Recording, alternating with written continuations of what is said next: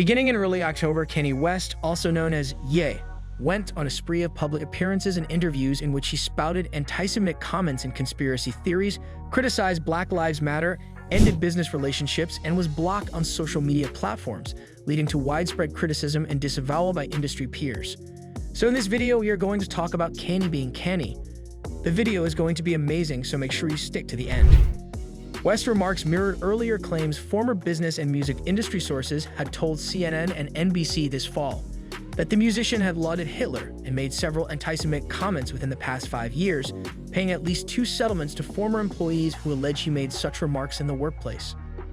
But as nearly half a dozen sources who worked with West tell Rolling Stone, his alleged obsession with Hitler and Nazis dates back even further than previously reported. They claim that West has been discussing his admiration for Hitler and what he sees as positive achievements of Nazi Germany for nearly 2 decades, describing it as a well-known but well-kept secret within the rapper's inner circle. In one of his more recent attempts at disavowing the incident issued on Truth Social on November 26, Trump framed the entire event as a backfiring attempt to help a seriously troubled man, that is, West himself. Trump claimed he had asked him for advice on whether or not to launch another run for president. 3 days after the dinner, West officially announced his candidacy. Before we move on, support us by hitting subscribe and the bell icon to get notified when we post new videos. Now let's get back to our topic. In a since-deleted tweet accompanying the announcement, he shaded Trump, bragging that he'd asked the former president to be his running mate and praised Fuentes, describing him as a loyalist. He also indicated he'd invited disgraced right-wing reactionary Milo Yiannopoulos, whose controversial career flamed out in 2017 after old remarks surfaced in which he defended pedophilic relationships, to be his campaign manager. Meanwhile, the backlash against Trump has been so severe that it's caused even formerly loyal Trump advisors to distance themselves. When he asked whether he was being too heavy-handed for Carlson's show, Carlson assured him that we're not in the censorship business, and at another point praised Ye for speaking so honestly and so movingly about what he believes.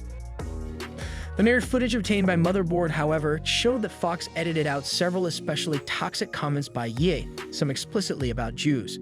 Within days of the Carlson interview, Ye began posting anti-Semitic rants on social media, including a declaration to go DEFCON 3 on Jewish people, prompting Twitter and Instagram to suspend his accounts and sponsors, such as Adidas, to cancel affiliations with him. First time at Mar-a-Lago rain and traffic, he tweeted late Tuesday night, "Can't believe I kept President Trump waiting and I had on jeans, yikes. What do you guys think?" His response was when I asked him to be my running mate in 2024. West included a poll at the bottom of the tweet with 2 options for what Twitter users thought Trump's response to his proposal was. "That's very Ye," referring to the new name he goes by. The other option read, "That's very Nay." Then there's the incident at the TMZ headquarters where he spoke about slavery being a choice. As it turns out, Kanye West's rant was heavily edited out with parts of him saying he loved Hitler and the Nazis. Former TMZ employee Van Lathan Jr. also spoke about this in detail during an episode of the Higher Learning podcast. "I already heard him say that stuff before at TMZ. I mean, I was taken aback because that type of anti-Semitic talk is disgusting. It's like I'm taken aback anytime anyone does that, right? But as far as West, I knew that that was in him because when he came to TMZ, he said that stuff and they took it out of the interview. He said something like, 'I love Hitler, I love Nazis,' something to that effect when he was there. And they took it out of the interview for whatever reason. It wasn't my decision." In response to the rolling controversies that the rapper creates, many of his affiliations have distanced themselves from him. Balenciaga, Gap, and Jake Morgan Chase have all ended their partnerships and business relationships with Ye, having previously enjoyed lucrative tie-ins. In response to his anti-Semitic remarks, his ex-wife made a post condemning his actions. "Hate speech is never oak or excusable. I stand together with the Jewish community and call on the terrible violence and hateful rhetoric towards them to come to an immediate end," she wrote on Twitter. West claimed that George Floyd, who died at the hands of a Minnesota police officer, actually had taken the drug fentanyl, and that a police officer's knee wasn't even on his neck like that. In response, the mother of Floyd's daughter sued Kanye West for $250 million.